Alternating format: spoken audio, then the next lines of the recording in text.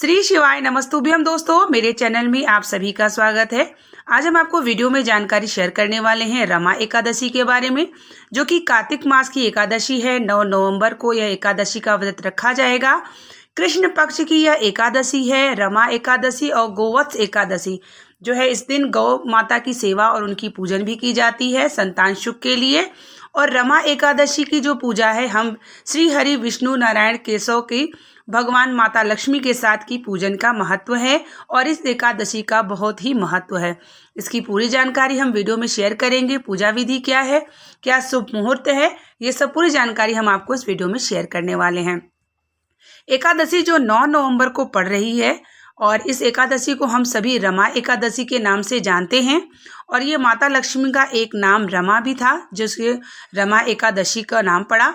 और इस व्रत को जो है हम सभी को करना चाहिए, क्योंकि यह एकादशी की बहुत महत्वता होती है। कार्तिक मास में विष्णु नारायण की पूजन की जाती है, तो इस व्रत को सभी व्यक्तियों को धारण करना चाहिए। अगर आप धारण नहीं करते हैं तो आप नियम जरूर कर लेंगे, तो आपको व्रत का फल मिल जाता है। इस एकादशी में गौ माता की सेवा की जाती है। गौ माता का भी पूजन का महत्व है। नंदनी के नाम से भी जाना जाता है इस व्रत को।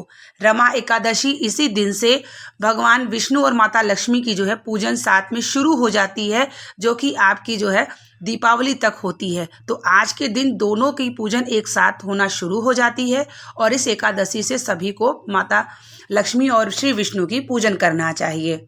इस व्रत को सभी व्यक्तियों को करना चाहिए। घर में सुख समृद्धि, संतान सुख और आपके ऊपर विष्णु नारायण की कृपा होती है। तो इस व्रत को आप सभी कर सकते हैं। व्रत का दिन 9 तारीख को माना गया है। वैसे 8 और 9 में दुविधा है, लेकिन 9 तारीख को जो एकादशी पड़ रही है वह शुभ मुहूर्त और शुभ तिथि में बताई गई है। वैसे तो 2 दिन की एकादशी होती है, जो कि हम पहले दिन की जो एकादशी होती है वह गृहस्थ वाले करते हैं और दूसरे दिन की वैष्णव वाले करते हैं। क्योंकि वैष्णव जो एकादशी होती है वह जो है द्वादशी तिथि से मानी जाती है, और 10वीं जो तिथि लगी रहती है और फिर एकादशी होती है, उसे गृहस्थ लोग में रहते हैं और भगवान विष्णु नारायण की कृपा को प्राप्त करते हैं। एकादशी की व्रत 9 तारीख को है और पारण आपका 10 तारीख को सूर्योदय के बाद 6 बजे के 29 के बाद आपका यह होगा। इस व्रत की कथा यह है कि एक राजा था और उसकी पुत्री थी। उसका विवाह जो है एक राजा के बेटे से कर दिया था, और जिसकी बेटी से जिसका विवाह हुआ था, उसने जो है रमा एकादशी का व्रत किया था। कुछ दिन बाद उसके साम्राज्य जो है समाप्त होने लगे थे, तो उसने रमा एकादशी का व्रत किया था, तो विष्णु नारायण की कृपा प्राप्त हुई और उसको पुनः जो है साम्राज्य की प्राप्ति हो गई।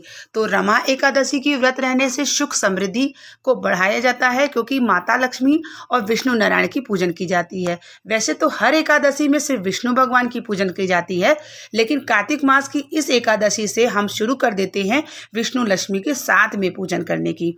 यहाँ तक कि कहा जाता है कि तुलसी के नीचे जो शालिग्राम को रख के पूजन किया जाता है विष्णु नारायण की जो है इस कार्तिक के दिन। और गौ माता आपको मिले तो उनको जो है कुछ न कुछ ज़रूर खिलाएं, उनको चंदन टीका करें और उनकी पूजन करें, क्योंकि गौवत्स जो है एकादशी द्वादशी भी मनाई जा रही है। साथ में संतान प्राप्ति और संतान सुख के लिए इस व्रत को लोग धारण करते हैं। पूजा नियम इस प्रकार है कि आप जो है ब्रह्म मुहूर्त में जरूर उठे इस दिन, क्योंकि ब्रह्म मुहूर्त में जब आप उठते हैं तो आपके व्रत का जो है फल और भी बढ़ जाता है। तो ब्रह्म मुहूर्त में उठ के आप स्नान करें हर हर गंगे करके।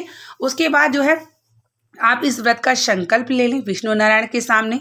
विष्णु जी की पूजन करें, पीले वस्त्र स्वयं धारण करें, क्योंकि बृहस्पतिवार के दिन यह व्रत पड़ रहा है, तो बहुत ही शुभ है। क्योंकि बृहस्पति दिन जो है भगवान विष्णु का है, तो बृहस्पति और एकादशी पड़ रही है, वो भी कार्तिक मास की रमा एकादशी, ये और भी शुभ मुहूर्त है।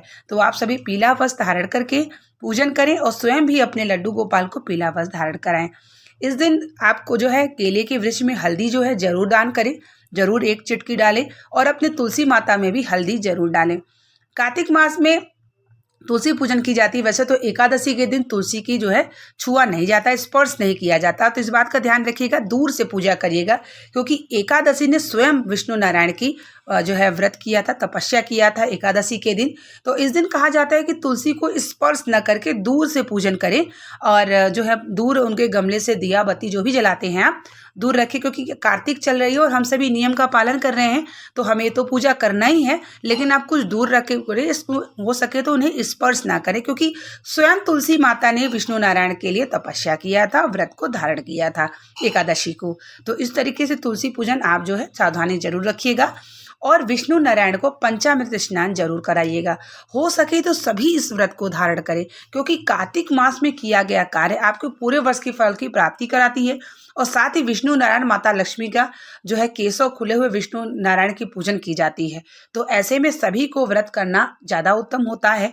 अगर आप व्रत दोनों टाइम नहीं कर सकते हैं तो आप एक टाइम फलाहार कर लें और एक टाइम जो है आप कुछ भी खा सकते हैं, लेकिन आपको चावल बिल्कुल नहीं खाना है। इस दिन चावल नहीं खाया जाता है। जो व्यक्ति व्रत नहीं रहते हैं तो भी उनको नियम जरूर करना चाहिए। 10वीं तिथि से ही आप सभी को जो है, क्योंकि 10वीं तिथि से जब एकादशी लगने वाली होती है उसके पहले से ही हमें नियम धारण जरूर कर लेना चाहिए। जैसे कि हमें ब्रह्मचर्य का पालन करना चाहिए। दूसरा, हमें जो है चावल ना तो स्पर्श करना चाहिए और ना ही ग्रहण करना चाहिए। मान लीजिए आप व्रत नहीं रह पाते हैं तो आप चावल बिल्कुल ना खाएं। विष्णु श्री हरि नारायण माता लक्ष्मी की पूजन कर लें, केले की पूजन कर लें और गौ माता की सेवन कर लें, पूजन कर लें, सेवा कर लें, तो आपको फल की प्राप्ति पूरी एकादशी की निश्चित ही प्राप्त होती है। उसके बाद आप पंचामृत स्नान कराएं, भगवान का श्रृंगार कर लें। उसके बाद जो है आप जो है उनको भोग में आप माखन मिश्री का भोग लगा सकते हैं। चने गुड़ का भोग जरूर से जरूर इस दिन लगाएं और केले का भोग लगाएं। और इस दिन केला आपको ग्रहण नहीं करना चाहिए, क्योंकि केले के वृक्ष में भगवान विष्णु नारायण वास करते हैं और उस दिन हमें केला बिल्कुल भी नहीं खाना चाहिए। तो हम केले का भोग भी लगा सकते हैं और चने गुड़ का भी भोग लगा सकते हैं। इस दिन तुलसी को बिल्कुल भी ना तोड़ें, पहले से तुलसी को तोड़ के रख लें, क्योंकि एकादशी के दिन माता तुलसी ने स्वयं तपस्या की थी। तो अगर आप तोड़ लेते हैं तो आपको बहुत सारा दोष लग जाएगा और आपको जो व्रत है, जो नियम है आपका जो है वहीं टूट जाएगा। तो इस बात का ध्यान जरूर रखिएगा। तुलसी में दिया दूर से रखिएगा, स्पर्श ना करिएगा। श्री हरि विष्णु नारायण का जो है आपको विष्णु सहस्त्र नाम का पाठ इस दिन जरूर से जरूर कर लीजिएगा। आपको एक माला मंत्र जाप जरूर करना चाहिए। और इस दिन अगर हो सके तो आपके पास सूखी हुई तुलसी की लकड़ी हो तो 7 लकड़ी को लपेट के घी में डुबो के आप अगर श्री हरि के सामने जला देते हैं तो आपका जीवन इस जीवन के बाद आपको अगला जीवन नहीं मिलता, आप सीधे बैकुंठ को प्राप्त होते हैं। क्योंकि श्री हरि नारायण को तुलसी से दी गई चीज़ें उनको बहुत ही श्रेष्ठ प्राप्त करते हैं। यहाँ तक कि श्री हरि चंदन भी अगर आप लगा सकते हैं। श्री हरि चंदन जो है सूखी हुई जो लकड़ी होती है तुलसी की, उसमें जो है आप थोड़ा सा हल्दी को घिस करके अगर श्री विष्णु को लगा देते हैं और वही आप अपने मस्तक पे लगा लेते हैं तो आपको दोबारा जन्म नहीं मिलता। जो आप इस जन्म में शरीर त्यागते हैं तो सीधा आप विष्णु नारायण यानी बैकुंठ को प्राप्त करते हैं, क्योंकि उनका जो है यह जो चंदन है वह बहुत ही प्रिय चंदन है। इस दिन आपको श्रीमन नारायण का मंत्र का जाप करना चाहिए। आपको जो है भगवान विष्णु और माता लक्ष्मी का ध्यान करना चाहिए। इस दिन सात्विक भोजन करना चाहिए, लहसुन प्याज का त्याग कर देना चाहिए। और इस दिन जो है आप अपने कर्मों पर, अपने जो है मानसिक पे, मन पे, बुद्धि पे नियंत्रण जरूर रखें। इस दिन आप अपने जो है जितना भी हो सके भक्ति भावना में रहें और बिल्कुल भी जो है इधर उधर की बातें ना तो सोचें और ना ही बोलें, क्योंकि आपका व्रत का फल 2 गुना बढ़ जाता है। अगर आप किसी व्रत में होते हैं तो आप समझ लीजिए आप एक तपस्या कर रहे हैं और उस तपस्या को विघ्न डालने के लिए बहुत सारी चीज़ें हो जाती हैं, जो कि आपका व्रत पूर्ण होगा तो आपको फल की प्राप्ति होगी। इसलिए इस बात का ध्यान जरूर रखिएगा कि एकादशी के दिन जब आप व्रत करते हैं तो कुछ नियम का पालन जरूर कर लीजिएगा। पंचामृत स्नान कराने से जो है विष्णु नारायण अति जो है प्रसन्न होते हैं। तो आप 5 द्रव्य को मिला करके दूध, दही, ग्रीस, शहद और इस तरीके से सब चीज़ों को मिला के आप पंचामृत स्नान विष्णु नारायण की जरूर करें। पीला वस्त्र धारण करें। आप इस दिन आपको दान जरूर करना चाहिए। जो ज़रूरतमंद है उसे दान कर देते हैं तो आपको कई गुना फल की प्राप्ति होती है। जो है गौवत्स एकादशी भी है, गौवत्स द्वादशी भी है, तो गौ सेवा करना बिल्कुल भी ना भूलिएगा इस दिन। और श्री हरि की पूजन भक्ति भावना से अगर आप कार्तिक मास की रमा एकादशी के दिन कर देते हैं तो माता लक्ष्मी की कृपा भी आपके ऊपर जरूर से जरूर होती है। उम्मीद करते हैं कि वीडियो आपको पसंद आई होगी। चैनल पे नए जुड़े हैं तो प्लीज़ चैनल को सब्सक्राइब कर लीजिए। बहुत सारी वीडियो मैं आप लोगों को शेयर करती रहूँगी।